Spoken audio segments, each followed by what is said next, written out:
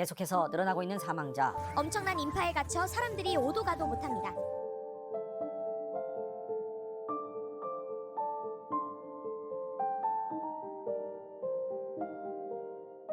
(2022년) 이태원 참사가 난 그 현장에 나왔습니다. 오늘 우리가 사고가 난 원인을 좀 다시 짚어보고요. 또 이러한 사고가 나지 않으려면 어떻게 해야 되는지, 그리고 사고 난 이후로 뭐가 달라졌는지, 이런 것들을 위주로 저희들이 살펴보도록 하겠습니다. 지금 우리가 이 사고 난 골목을 배경으로 하고 있는데요. 굉장히 번화가죠, 이태원이. 그리고 일상적으로 사람들이 많이 지나다니는 곳이고, 서울 시내 중심에서 300여 명의 사상자, 지금 이 길에서 발생했다는 것을 도저히 저희가 지금 현장에 나와 있지만 실감이 되지 않습니다. 사람들이 많이 모이면 자동적으로 군중 심리가 발동하기 때문에 이성적으로 행동하지 않는 건 너무나 당연한 거고요. 그리고 일정 밀도 이상 사람이 모여지게 되면 위험한 지점을 이제 5명으로 봅니다. 5명 되면 거의 사고 난다고 보기 때문에 사실은 3명부터 저희들이 조심을 해야 되는 거고요. 저희가 사고 났을 때는 최대 가장 혼잡한 지점에서는 1m, 1제곱미터당 10명이 넘어간 걸로 그렇게 추산이 됩니다. 그 정도 사람이 몰리면 자율의지대로 움직일 수 없고 서로 밀려서 갈대가 춤을 추는 것처럼 군중이 이동화 현상이 벌어지기 때문에 조그만 흐름에 의해서 사람들이 이제 무너지게 되죠. 그러면서 이제 압사사고가 나는 겁니다. 그냥 서 있기만 해도 그 다가오는 압력이 거의 200-300kg가 되기 때문에 숨을 쉴 수가 없죠. 그래서 선체로 사망했다는 말이 그런 뜻입니다. 주변의 압력에 의해서 밀려서 압사를 하기도 하고요. 이런 유동화 때문에 바닥에 쓰러지고 그 위로 사람들이 또 쓰러지고 하면서 또 압사사고가 나고, 그렇게 해서 156명이나 여기 사상을 하는 거죠. 지금 이 자리에서도 도저히 믿어지지가 않는데요. 저희들이 걸어다니면서 사고 난 장소를 조금 더 살펴보고 어떤 조치들이 취해졌고, 앞으로 우리가 이걸 명심을 해서 어떤 것들을 더 신경 써야 되는지 그런 것까지 살펴보도록 하겠습니다. 이 길 같은 경우는 폭을 보면 좀 좁습니다. 한 4m 좀 안 되죠. 이 길이 사람들이 많이 다니는 길입니다. 보시면 이태원 1번 출구역이 이제 저기 있고요. 그 다음에 이 길 뒤편으로는 많은 식당들, 맥주도 팔고 하는 그런 펍들, 그 다음에 또 클럽들, 그런 것들이 있기 때문에 할로윈 파티를 즐기는 그런 장소가 저 뒤에 있고요. 2022년 같은 경우는 코로나가 끝나고 그 해방감에 의해서 평소보다 더 많은, 가장 많은 사람들이 이 할로윈 문화를 즐기러 나왔고요. 우측에 보시면 사고를 각인하는 그런 측면에서 문구라든지 그런 것들이 있는 걸 보실 수가 있죠. 좁은 골목길에 사람이 차니까 해밀턴 호텔 여기로 저 계단 위로 막 올라가는 사람들의 모습이 여러분들이 보셨고, 그날 영상을 보면 여기에 엄청나게 많은 사람들이 올라가고 여기는 그래도 안전한다니까 저 문을 열어서 사람들을 안으로 피난하게 해줬으면 조금 더 많은 사람들을 구할 수 있었고 어쩌면 사고까지 안 갈 수 있었는데, 어쨌든 이 길 자체가 주변에 건물로 들어가는 그런 출입구를 다 열고 했었어야 되는데 그런 조치도 당연히 없었죠. 지금 보면 이 지점이 사실은 사고가 난 굉장히 큰 원인을 제공한 곳 중에 하나입니다. 자, 여기가 와이키키 펍이고요. 일종의 이제 클럽 같은 거죠. 지하에 보면 클럽이 있는데, 지금 2층 테라스에서 보시면 저거를 오픈시켜서 디제잉을 하고 클럽을 즐기러 온 사람들이 여기서 정체를 해서 춤을 추고 모여 있었고요.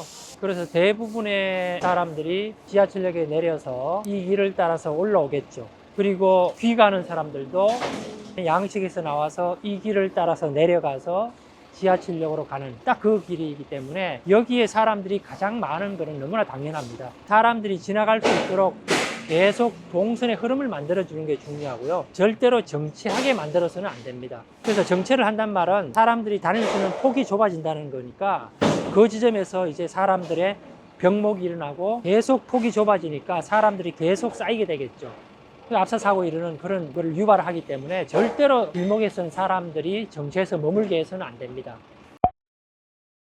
22년 이전에는 이 지역에 굉장히 많은 경찰들이 있었어요. 그런데 그날, 그 해는 공교롭게도 경찰복을 입은 한 사람의 경찰이 바로 이 지점에 서서 군중들에게 가지 마라, 또 우회해라, 정말 애절하게 외치는 것을 볼 수 있었는데, 할로윈을 즐기는 사람들 중에서는 경찰복을 입은 사람조차도 할로윈 복장을 하고 온 사람으로 착각을 할 정도로, 경찰이 많았으면 그렇지 않았겠죠. 어쨌든 당시에 여기를 군중을 관리하는 경찰은 없었습니다. 그 이전 해에는 길을 통제를 하기도 하고 사고 난 이 길을 일방으로 운영을 하기도 하고, 이태원 참사 나기 전에 세계 음식 축제에서는 앞에 본 차도를 막아서 보행자 전용으로 하고, 사람들이 혼잡하더라도 충분히 사람들을 수용할 수 있는 그런 공간을 마련했는데 그런 일들이 전혀 벌어지지가 않았죠. 군중화되면 개인의 자유의지에 따라서 자발적으로 자기 행동을 통제할 수가 있거든요. 그 상황까지 가도록 방치한 게 사고의 원인인 거죠.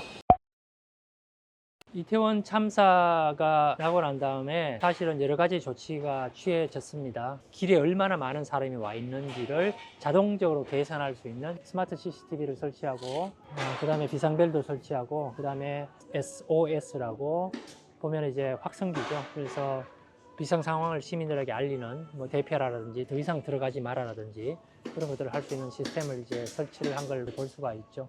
그런데 CCTV는 사실은 이 상황을 지켜보는 거잖아요. 그런데 이 군중 압사 사고는 지켜보는 거로는 사고를 예방할 수가 없습니다. 무슨 말씀이냐면, 사람들이 2명, 3명 되고 그 다음에 사고 단계로 넘어간다고 보는 5명, 6명 단계까지는 순식간에 넘어갈 수 있고, 그 다음에 5명 이상 되면 언제든지 사고가 나는 게 이상하지 않을 정도의 밀도거든요. 그러니까 사실은 사람들이 모이지 않게 하는 게 중요한 거죠. 그러니까 CCTV로 아무리 지켜보고 아무리 소리치더라도 사람이 일단 많이 모이게 되면 도망가라, 아니면 오지 마라 라고 이야기하는 것은 늦은 조치입니다. 인파 사고를 예방하기 위해서는 일반적으로 3단계가 있습니다. 예방, 대응, 복구.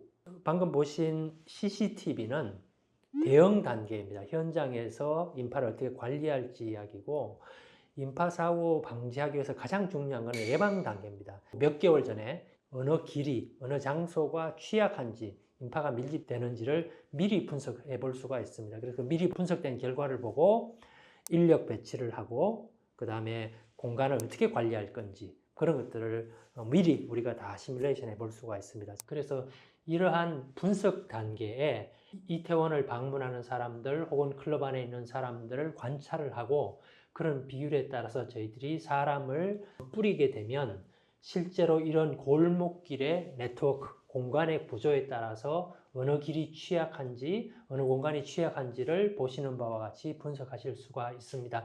지금 보시면 이태원 1번 출구 나와서 앞길이 굉장히 혼잡하고요.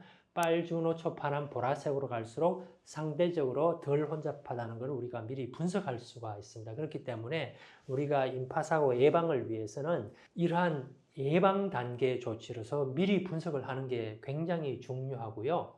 또 현장 관찰을 하게 됩니다. 그래서 현장 관찰을 해서 모델을 더 정교하게 만들고, 그 다음에 실질적으로 숫자로서 제곱미터당 3명, 제곱미터당 3.2명, 제곱미터당 몇 명이 오는지를 결론적으로 분석해내는 게 굉장히 중요합니다. 그래서 우리가 제곱미터당 일반적으로 1명 넘어가면 조심을 해야 되는 단계고, 3명 이상이 가능하면 넘어가지 않게끔 인파를 미리미리 관리하는 게 중요합니다. 그래서 어느 길을 일방으로 할 건지 혹은 어느 길을 일정 시간을 막을 건지까지도 우리가 미리 선제적으로 또 분석을 하고, 그 결과를 미리 시뮬레이션에서 검증해보고 하는 그런 과정이 굉장히 중요합니다. 그래서 우리가 일반적인 재난, 태풍이 온다고 했을 때 일반적인 재난 상황에서도 예방이 중요하죠. 태풍이 일단 오면 실질적으로 할 수 있는 방안은 거의 없다고 봐야 되겠죠. 그래서 태풍이 오기 전에 대비하는 것처럼 인파사고도 제곱미터당 3명이 넘어가지 않게끔 미리 현장에 나가서 이런 분석 결과를 토대로 미리 관리를 하는 게 가장 중요하다고 하겠습니다. 또 위험한 지점에서는 경찰들이 나가서 미리 사람들을 통제할 수 있는 중요한 지점에 나가 있는 게 중요한 거죠. 사실은 경찰이 나가서 몇 사람이 서 있는 것만 하더라도 굉장한 예방 효과가 있는 거죠. 그래서 그런 조치가 필요합니다. 물론 CCTV도 필요하겠죠. 그렇지만 다시 말씀드리지만 더 중요한 예방 단계가 있는 거죠. 그래서 예방 단계 중에 또 하나는 1번역 출구에서 올라오는 아까 그 길은 올라오는 일방으로 하고요. 예를 들면 뭐 또 다른 길인 이 길 같은 경우는 앞에가 이제 이태원로니까 여기는 내려가는 일방을 하고 사람들이 교차하는 그런 동선이 없겠죠. 차량에서도 차량 정체를 해소하기 위해서 일방 통행을 많이 하는데 보행도 마찬가지거든요. 그래서 이렇게 교차 시켜주면서 사람들이 서로 교차하지 않게끔 그렇게 만드는 게 이제 중요하다고 볼 수가 있습니다. 그리고 이 길 같은 경우도 지금 보면 가운데에 이제 경고등 같은 거를 이제 설치해 뒀는데 차량에도 주황선을 중심으로 가는 방향, 오는 방향을 구분해 준 것처럼 보행도 마찬가지거든요. 굉장히 혼잡한 상황에서는 사람들이 동선이 섞이지 않게끔 동선을 분리해 주는 게 필요하고 사람이 더 많아지면 유동적으로 분리대를 설치를 해서 좀 더 많은 쪽으로 공간을 더 주고 이러한 유동적인 탄력적인 계획이 필요하죠. 이런 것들은 이제 대응 조치가 되겠죠. 사고 원인을 두고 말이 많은데 앞서 보도해드린 대로 뭐 누군가 밀었다는 주장도 나오고 이것 때문에 사고가 발생했다고. 현재 그 주최 측이 없는 다중이 그 운집이 예상되는 상황에 대해서는 뭐 그 대비 매뉴얼이 별도로 있는 것은 없다고 저는 알고 있습니다. 뉴스에서 뭐 이성적인 행동을 왜 하느냐, 또 빨간 머리띠를 한 뭐 젊은 남자가 밀었다, 뭐 이런 이상한 얘기들이 했는데 그것 때문에 절대로 사고는 나지 않습니다. 그 상황까지 가도록 방치한 게 이 사고의 원인인 거죠. 서울 시내 같은 경우도 10년 주기로 한 번씩 큰 사고가 납니다. 그래서 지금 저희들이 22년도에 그 사고가 났기 때문에 통계적으로 보면 10년 후에 또 이런 대형 참사가 일어날 수 있다는 그런 걸 의미하고요. 그렇기 때문에 우리가 조금 더 이런 사고 난 것들을 철저히 분석하고 방지책을 마련하는 게 필요합니다.